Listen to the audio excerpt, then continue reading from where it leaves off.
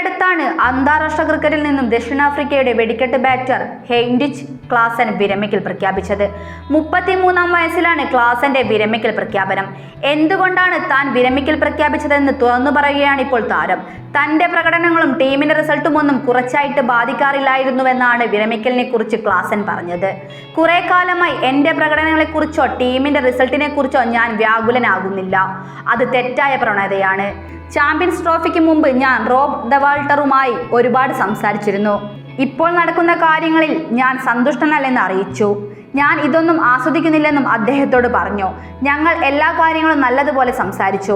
2027 ലോകകപ്പ് വരെയുള്ള കാര്യങ്ങൾ ഞങ്ങൾ നന്നായി തന്നെ പദ്ധതിയിട്ടു. എന്നാൽ അവന്റെ കോച്ചിങ് കരാർ അവസാനിക്കുകയും പുതുക്കുന്ന കാര്യം നടക്കാതെയുമായതോടെ എന്റെ തീരുമാനം എളുപ്പമായി, ക്ലാസൻ പറഞ്ഞു. ഈ വർഷത്തെ IPLന് ശേഷമാണ് ക്രിക്കറ്റ് ലോകത്തെ ഞെട്ടിച്ചുകൊണ്ട് ക്ലാസൻ വിരമിക്കൽ പ്രഖ്യാപനം നടത്തുന്നത്. ബാറ്റിംഗിൽ തന്റെ പ്രൈം ഫോമിലുള്ള കാലത്താണ് ക്ലാസന്റെ ഈ കളി നിർത്തൽ. ഒരുപാട് ബുദ്ധിമുട്ടിയെടുത്ത തീരുമാനമാണെന്നും എന്നാൽ താൻ ഇതുമായി സമാധാനത്തോടെ മുന്നോട്ട് പോകുന്നുവെന്നും ആയിരുന്നു ക്ലാസൻ വിരമിക്കലിന് ശേഷം കുറിച്ചത്. ടെസ്റ്റ് ക്രിക്കറ്റിൽ നിന്നും നേരത്തെ തന്നെ ഈ വിക്കറ്റ് കീപ്പർ ബാറ്റർ വിരമിച്ചിരുന്നു.